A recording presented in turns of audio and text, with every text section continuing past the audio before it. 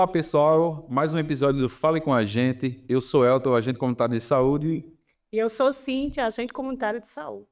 O entrevistado de hoje é Lauro.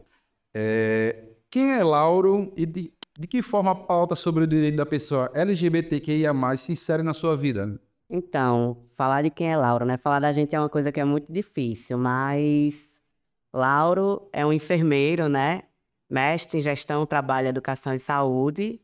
E é uma pessoa alegre, é uma pessoa que não suporta injustiça e é uma pessoa que se identificou, né, com a causa LGBTQIAPN+, pela sua própria condição e que entende que só a luta muda a vida, né? Então, a luta a partir da educação, a luta a partir da garantia de direitos, e é uma pessoa que se indigna e que luta, né? Aí, assim, né, Lauro, como a cultura organizacional do SUS pode impactar a inclusão e a aceitação dos profissionais LGBTQI, PNA+. Eu acho que o SUS, né, ele é maravilhoso porque ele contempla toda a diversidade que a gente tem da diversidade humana, né?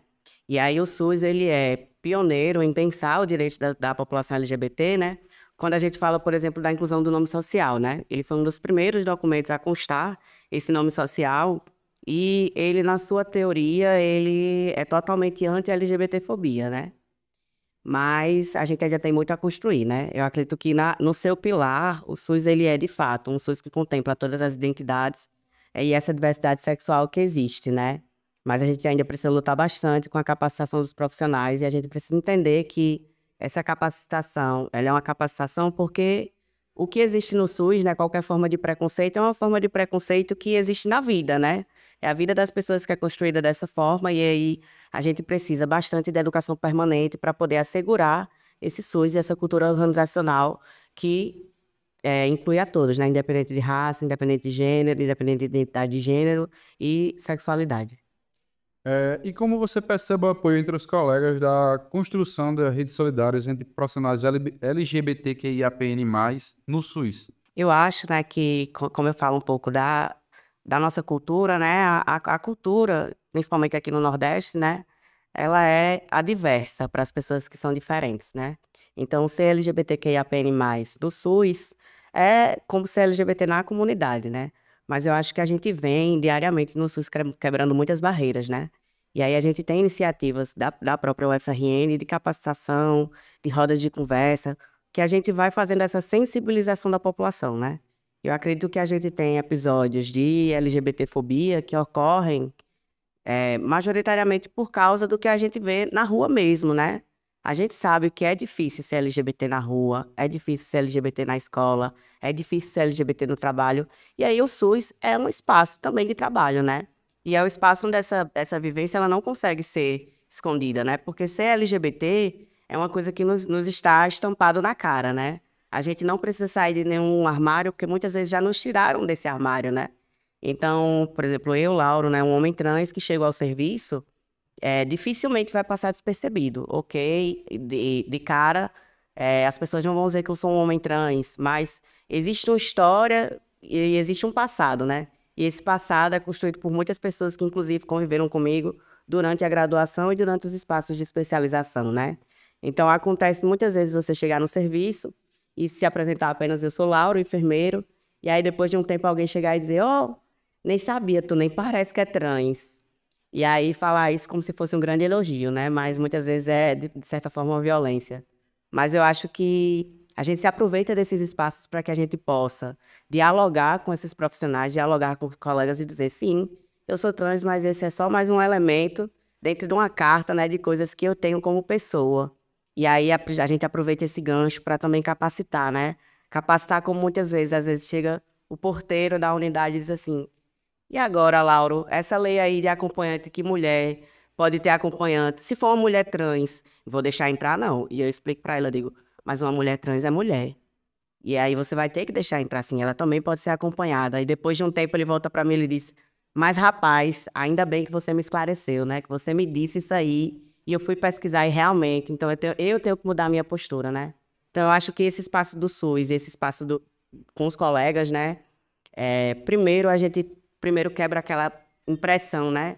de que o LGBT é marginal, de que as pessoas olham e dizem, olha, existem pessoas LGBTs que ocupam esses espaços, né? E a partir daí a gente faz uma mudança da cultura organizacional, mostrando que podemos sim ocupar todos os espaços, né? Você já falou da questão de mudança mesmo de pensamento, né? Quando você conversa com seus colegas de trabalho.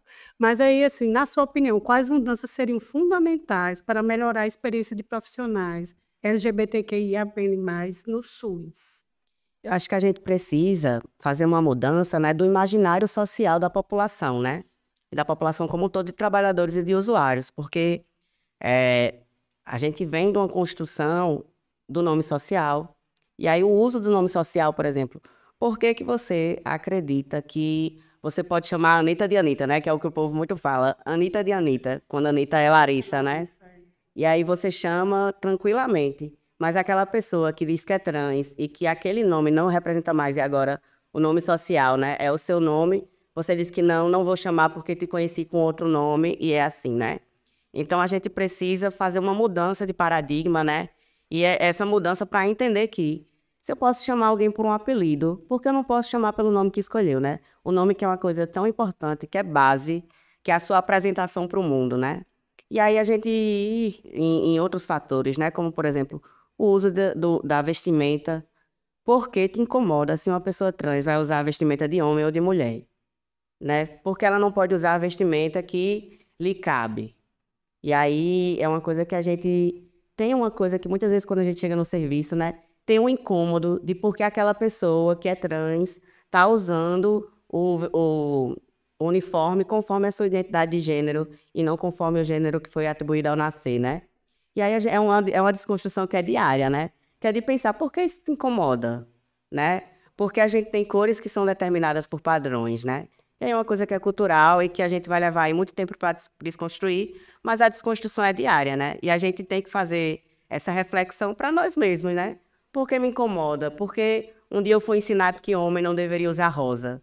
E hoje a gente tem uma mudança, né? Que as mulheres estão aí achando muito bonito que o homem use rosa, né? Então é pensar isso, né? Porque o outro e o que o outro faz da sua vida tem tanta influência sobre a minha vida, né? Será que a insatisfação é minha? E aí é uma reflexão, né, que a gente tem que pensar.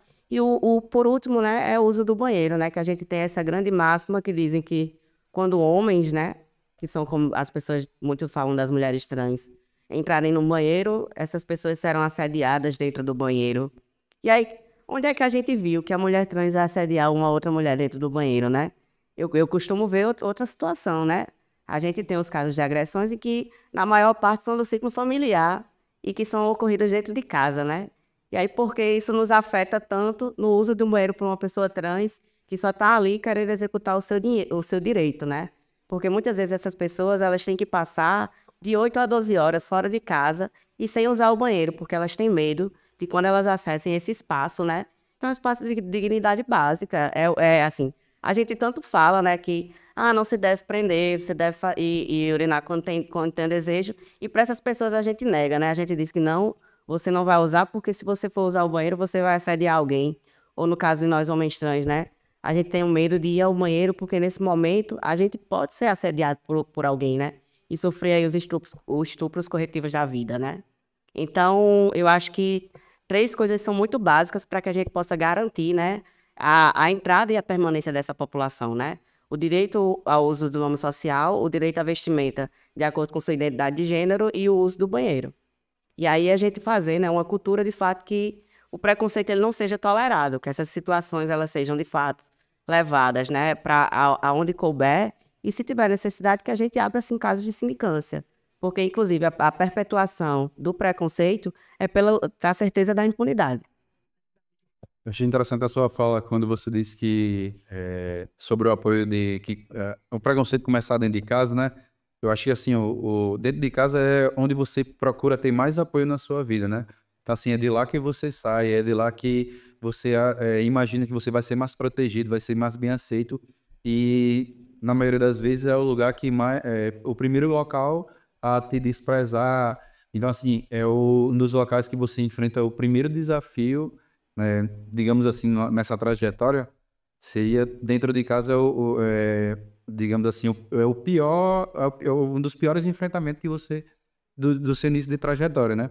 Então, assim, na sua trajetória, você já vivenciou alguma experiência de discriminação ou preconceito no trabalho? E se foram tomadas alguma medida para o enfrentamento da situação? Eu acho que o fato de ser um militante, né, ele já nos traz um grande privilégio, né, que é o privilégio de ter clareza dos meus direitos. E aí, diante disso, na minha trajetória profissional, eu não enxergo preconceitos diretos, né? Eu observo dificuldades, né? Que é a dificuldade que às vezes você tem em dizer, olha, eu tenho o direito de usar o meu nome social no ponto eletrônico. E aí, ser colocada toda uma burocracia, né, para acesso a esse direito. Ah, por que não? Porque alguém disse que seria uma falsidade. Ah, porque... E aí você tem que, de fato, se municiar de documentos para mostrar e dizer, ó, eu vou fazer isso e assim, é um direito que eu tenho e aí vocês vão ter que achar como é que vocês vão fazer, né? Mas eu acho que preconceito, de fato, não, a gente sofre o preconceito velado, o preconceito que é institucional, né? Que ainda é de muita burocracia na administração pública, né?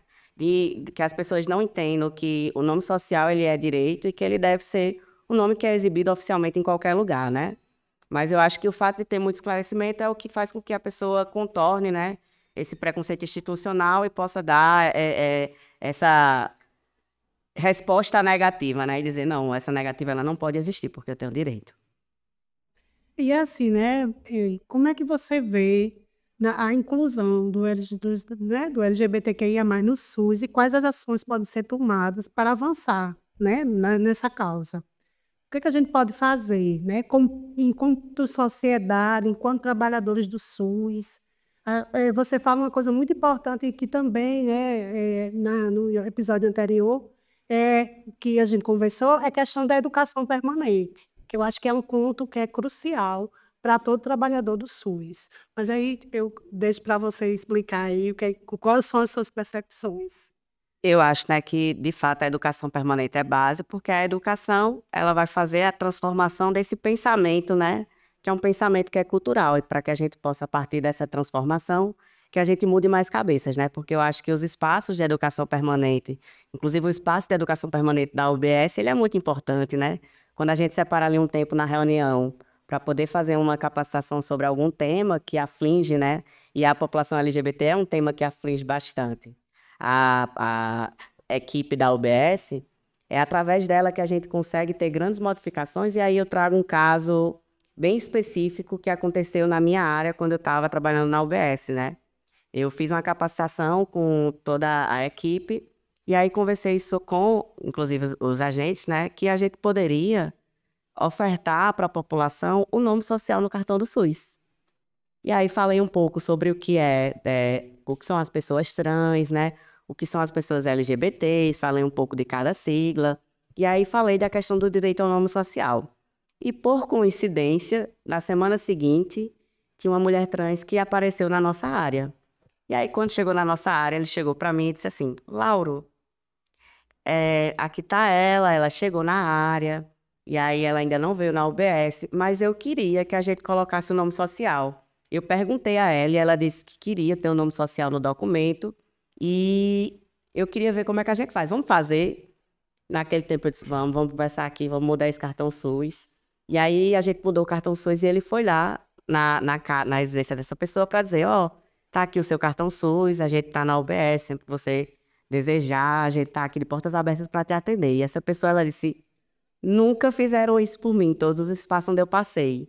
E aí, de fato, eu me sinto acolhida. E aí eu vou na UBS, né? Então, essa barreira do acesso à saúde, ela é quebrada logo quando você tem essa empatia pelo outro, né? E você entende que, muitas vezes, o direito à saúde ele é negado porque essa população está tão acostumada a ser agredida, a ser achincalhada, quando chega num serviço de saúde, que ela pensa, se eu estiver doente, eu vou resolver em casa. Porque se eu for lá, além de estar doente, eu ainda vou sair mal, porque eu vou ser alvo de preconceito, alvo de achincalhamento, né? Uma coisa que a gente tinha bastante. Era muitas vezes quando se depara com um documento, que não é um documento que tem o nome da pessoa, né? Olha aqui essa pessoa tão bonita, cabelos grandes, não sei o quê. Olha o nome aqui, olha a identidade dela, né? E isso ocorrer dentro do serviço de saúde, porque a recepcionista passa para outra pessoa, mostra, chama, fala alguma coisa. E vocês sabem, né? Nunca isso vai passar despercebido. Então, você que está sentado, você consegue observar que estão falando sobre você, né? Então, acho que a educação permanente, ela é base para que a gente faça essa mudança, né? Essa mudança de que não dá mais para a gente fazer isso. Não dá mais para a gente falar do outro e achar que ele não está ouvindo, de que ele não vai se sentir, né? E de que aquilo ali pode ser uma negativa de direito, porque aquela pessoa não vai mais voltar, né? E como você citou aí sobre o cartão do SUS, ele tem a opção lá de ser incluído o nome social. E muitas das vezes, na própria hora do cadastro lá, não é passado para o conhecimento do usuário que ele pode ter essa opção, né?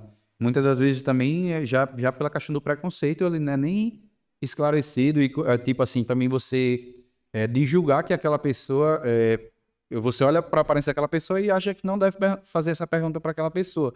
Ou então vê que aquela pessoa tem a necessidade de ter um nome social no seu cartão do SUS, no seu cadastro, e tipo assim, ter aquela timidez de chegar para aquela pessoa e oferecer essa opção dela ter o nome social no seu cartão do SUS, no seu cadastro, no seu PEC, né? Exatamente, né? Quando a gente reflete sobre como o preconceito é arraigado, né? A gente pensa logo na ficha cadastral, né? Que é uma coisa tão básica, né? Porque é tão difícil pra gente. E é difícil, né? Vocês sabem como é difícil a gente chegar e dizer: você tem algum nome social? Como é que você se identifica? E aí tem as perguntas que são mais difíceis, né? Pra gente responder lá na ficha cadastral. Qual sua identidade de gênero? Qual sua sexualidade? Inclusive, qual sua cor, né? É uma coisa que muitas vezes a gente... Bicho, eu vou perguntar pra pessoa qual é a cor dela e ela vai me responder, você não tá vendo, não? Ou então eu vou perguntar qual é a sexualidade. Quando a gente tem, inclusive, adolescente, né, dentro de uma casa, qual é a sexualidade? Aí a mãe diz, não, meu filho é hétero. E você fica assim, meu Deus, eu não vou nem fazer essa pergunta, porque senão eu vou sair daqui expulsa, né? A questão da introdução do cadastro para gente que é agente de saúde é totalmente de uma forma sem esclarecimento, né? Então, assim, eu falando particularmente, eu encontro muita dificuldade em entender o porquê daquele cadastro, entendeu? Então, assim, muitas das vezes existem algumas perguntas lá que a gente fica se questionando, pô, por que eu vou perguntar sobre segurança alimentar? Por que eu vou perguntar sobre identidade de gênero? Então, assim, é muito comum, eu vivencio isso lá na minha unidade de saúde, que muita gente responde tudo não, tanto para agilizar o cadastro, quanto para eles consideram assim a questão de um constrangimento, tanto para quem vai perguntar quanto para quem vai responder, sobre aquelas questões que existem lá no nosso cadastro, né? Então, assim, a gente sente muita falta de um esclarecimento sobre nosso cadastro, principalmente, digamos assim, essa parte que julgam mais constrangedor, ter assim um esclarecimento melhor para que a gente se sinta mais à vontade, sinta mais segurança e entender que também que o ser humano que vai estar lá do outro lado respondendo é um ser humano comum, ele não vai se ofender se você perguntar sobre a sua identidade de gênero, sobre a sua cor. Ele vai, tipo assim, quem é, sabe o que é e sabe o que responder.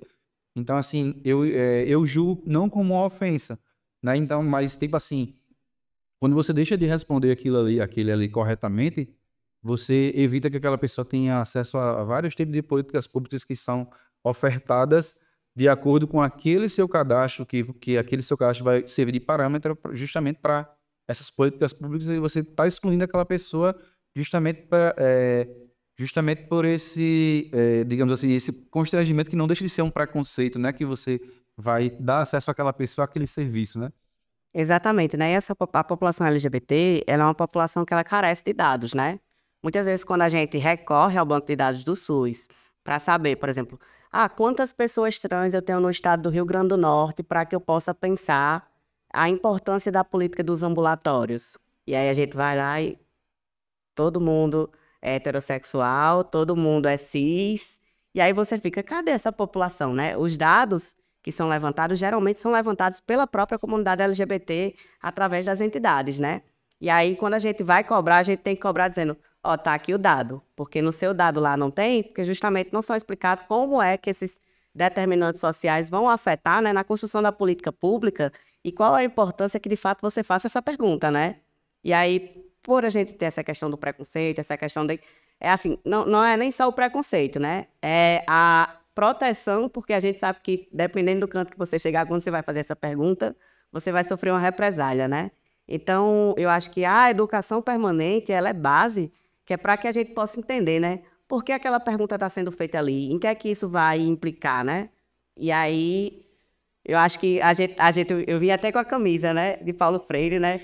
Que é para a gente entender que a educação é base, a educação ela vai modificar essa realidade, né? E precisa ser libertadora, Com certeza. né? Aí, assim, em cima do que Elton disse aqui, né, a questão dos dados fidedignos, né, o que Lauro coloca aí também, através desses dados é que a gente constrói as políticas públicas, né? E essa população, as populações, tanto essa aqui da questão da insegurança alimentar, da questão de gênero, né? A questão das raças também.